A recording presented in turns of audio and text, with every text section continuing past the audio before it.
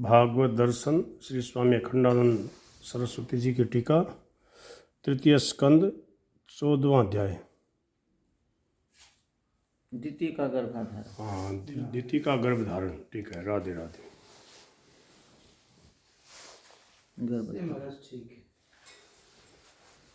इसे थोड़ा छोटा छोटा होगा। फिर विदुर जी के यह पूछने पर कि जब वराह भगवान अपनी दाढ़ों पर पृथ्वी रखकर जल में से निकल रहे थे तब हिरण्याक्ष से उनका युद्ध कैसे हुआ।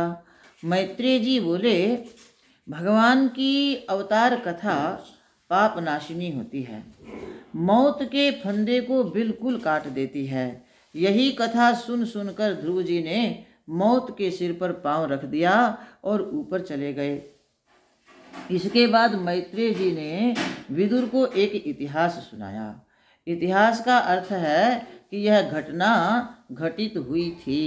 इति माने यह, ह माने निश्चय, आस माने था, अर्थात यह घटना निश्चित रूप से घटित हुई थी। परंतु विरक्त लोग कभी कभी इतिहास का दूसरा ही अर्थ करते हैं। वे कहते हैं इति माने समाप्ति, जैसे इति श्री स्कंद पुराणे रेवाखंडे। इति मृत्यु का बोधक है और हास हंसी का बोधक है। इस तरह इतिहास का अर्थ हुआ मौत की हंसी।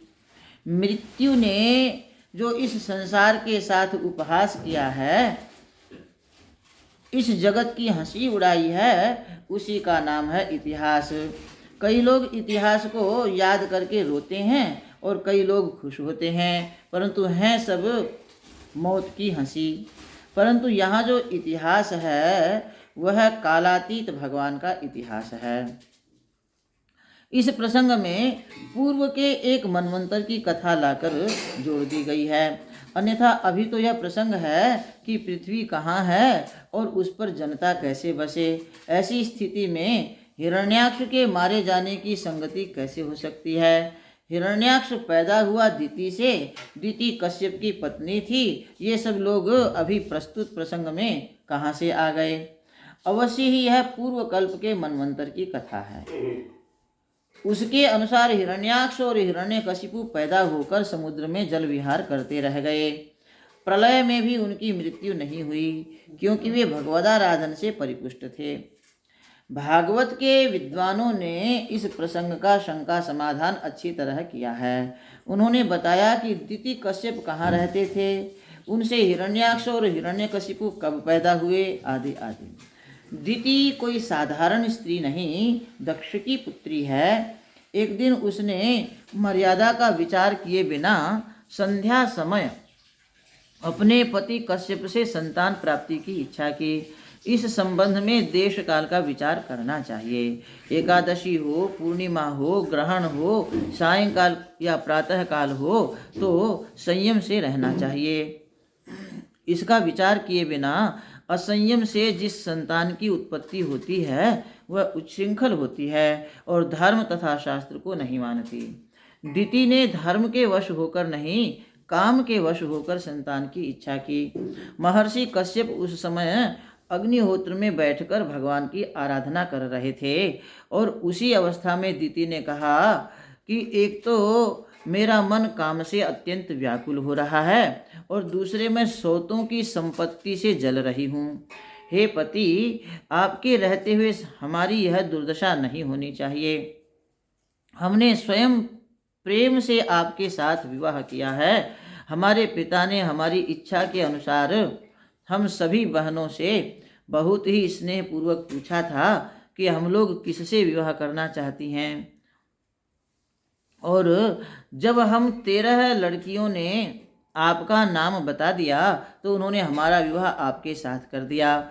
इसलिए अब आपको हमारी इच्छा पूरी करनी चाहिए। इस प्रकार जब पत्नी दिति ने बहुत आग्रह किया तब कश्यप जी उसे समझाते हुए बोले कि प्रिय, तुम्हारी इच्छा तो मुझे पूर्ण करनी चाहिए, क्योंकि पत्नी से ही धर्म अर्थ काम की सिद्धि होती है और पत्नी के सहारे ही मनुष्य दुख से पार जाता है। पति के लिए बहुत ही सहायक है, वज्र है, कवच है, मनुष्य काम के वश में होकर कहीं कुकर्म न कर बैठे, इसके लिए ही विवाह होता है। तुम तो हमारे शरीर का आधा भाग हो। तुम्हारे ऊपर भार डालकर हम बेफिक्र रहते हैं। तुम्हारे बल से हम इंद्रियों रूपी बड़े बड़े शत्रुओं पर उसी प्रकार विजय प्राप्त करते हैं जैसे कोई किले में रहकर दस्युओं डाकुओं पर विजय प्राप्त करता है। दस्युन दुर्गपतिर यथा।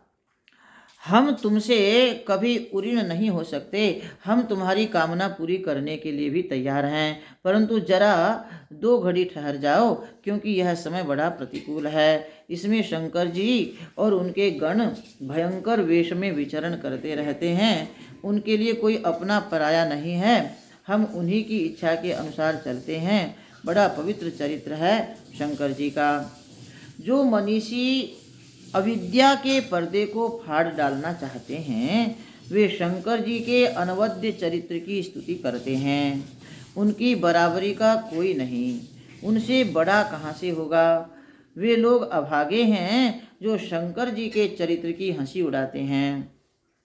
जिन्होंने अपने शरीर को, जो कुत्ते का भोजन है, आत्मा समझकर सेवा की है, और जो देह में अभिनिविष्ट हैं, वे लोग ही शंकर जी की निंदा करते हैं। देखो, ब्रह्मा जी भी शंकर जी की मर्यादा का पालन करते हैं और विश्व के भी कारण हैं। माया भी उनकी आज्ञाकारिणी है। पिशाच चर्या तो शंकर जी का एक खेल है। कश्यप जी के इतना समझाने बुझाने पर भी दिति के ऊपर कोई प्रभाव नहीं पड़ा। उसने उनका दुपट्टा पकड़ लिया। कश्यप जी ने दैव को नमस्कार किया और दिति की इच्छा पूरी की। बाद में उन्होंने स्नान किया, फिर परब्रह्म परमात्मा का ध्यान करने लगे। दिति को भी शर्म आई और वह लजाकर कहने लगी, शंकर जी समस्त भूतों के स्वामी हैं, वे मुझे क्षमा करें तथा हमारे इस गर्भ का नाश न करें। मैं उनके चरणों में नमस्कार करती हूँ, वे प्रसन्न हो जाएं।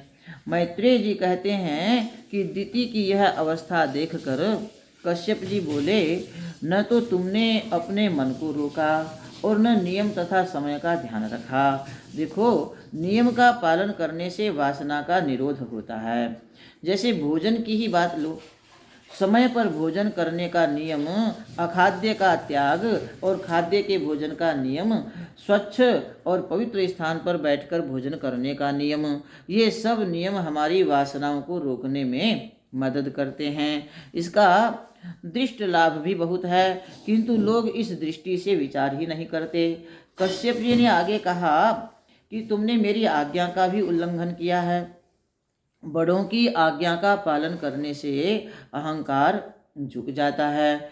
देवताओं का आदर करने से हृदय में श्रद्धा बनी रहती है। तुम्हारे पेट से जो बच्चे पैदा होंगे, वे सारी दुनिया को रुलाकर छोड़ेंगे। ऐसे ढंग से ऐसे समय में जो बच्चे पैदा होंगे, वे और क्या होंगे। उनके अंदर उच्छृंखलता जरूर आएगी। वे निरपराध प्राणियों को मारेंगे, दीनों को सताएंगे, स्त्रियों को जेल में डालेंगे और महात्माओं को अप्रसन्न करेंगे। फिर भगवान अवतार लेकर उनका वध करेंगे। दिति ने कहा, यह तो बहुत खुशी की बात है कि भगवान हमारे बेटों का वध करेंगे। महाराज, मैं तो इतना ही चाहती हूँ कि ब्राह्मण के हाथ से हमारे बेटे न मरें, क्योंकि ब्राह्मण के हाथ से जिनकी मृत्यु होती है उसका कल्याण कभी नहीं होता। ब्रह्म शाप से ही परीक्षित की भयंकर दुर्गति होने वाली थी। अपराध करके जिस प्रकार अश्वत्थामा के ब्रह्मास्त्र से उनकी मृत्यु आई थी, उसी प्रकार ब्राह्मण कुमार के ब्रह्म शापास्त्र से भी वैसी ही मृत्यु होने वाली थी और उसमें सद्गति की कोई गुंजाइश नहीं थी। परंतु यह तो भगवान की कृपा थी कि पहले तो उन्होंने अश्वत्थामा के ब्रह्मास्त्र से रक्षा की, फिर सुखदेव जी के रूप में आकर ब्रह्म शापास्त्र से रक्षा करने वाला श्रीमद् भागवत सुनाया, जो अत्यंत दुर्गति की रक्षा करने में भी समर्थ है। कश्यप जी ने कहा कि ठीक है, तुमको सद्विचार का उदय हो गया, पश्चाताप हो गया, तुम्हारे हृदय में भगवान के प्रति सत्कार है और मेरा भी आदर है, इसलिए तुम्हारे पुत्रों में से एक पुत्र के 4 पुत्रों में से एक पुत्र ऐसा होगा जिसकी कृपा से, जिसके सामर्थ्य से तुम्हारे वंश का उद्धार हो जाएगा, लोग उसका आदर करेंगे, उसकी कृपा से संपूर्ण विश्व में प्रसन्नता छा जाएगी। वह महाभागवत महात्मा महताम महिष्ठ होगा और वह भगवान की भक्ति करने के लिए वन में रहेगा। देखो, यहाँ प्रहलाद की याद आते ही कश्यप जी महाराज अपने पुत्र के पुत्र का बखान करने लगे। यहाँ इतनी प्रसन्नता की आवश्यकता नहीं थी, पर जब मनुष्य को सत्पुरुष की मीठी मीठी याद आती है, उसका गुणानुवाद मुँह पर आ जाता है, तब जीव उसको जल्दी छोड़ती ही नहीं, मनुष्य उसका गुणगान करने में विवश हो जाता है। कश्यप जी कहते हैं कि प्रहलाद संसार की किसी भी वस्तु के लिए लंपट नहीं होंगे, हर समय उनके स्वभाव में शील बना रहेगा। देखो, प्रहलाद का शीलाध्याय उनके चरित्र की एक विशेष कथा है। उन्होंने स्वयं कहा है कि हम सत्य छोड़ सकते हैं, धर्म भी छोड़ सकते हैं, पर शील नहीं छोड़ेंगे। हमारे मन, वचन और कर्म में शीलवत्ता बनी रहेगी। वे गुणों के खजाने थे, दूसरे की उन्नति और संपत्ति देखकर खुश होते थे और दूसरे को दुखी देखकर दुखी होते थे।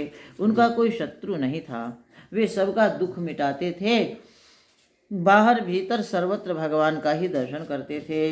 दिति को कश्यप जी के मुख से यह सब सुनकर बहुत आनंद हुआ। बोली, अच्छा, हमारे पुत्र को भगवान मारेंगे और हमारा पुत्र भगवान का इतना बड़ा भक्त होगा। इसके बाद दिति महामना हो गई, उदार हो गई और दान करने लग गई। किसी को खुशी हो और वह कुछ दे नहीं तो समझना चाहिए कि उसको खुशी आई ही नहीं। खुशी शब्द को आप उर्दू का न समझें, यह सुख शब्द का ही विपर्यास है।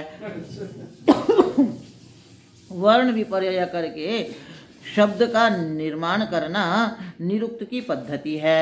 इसलिए सुख से खुश हो गया और सुखी ही खुशी। नारायण जी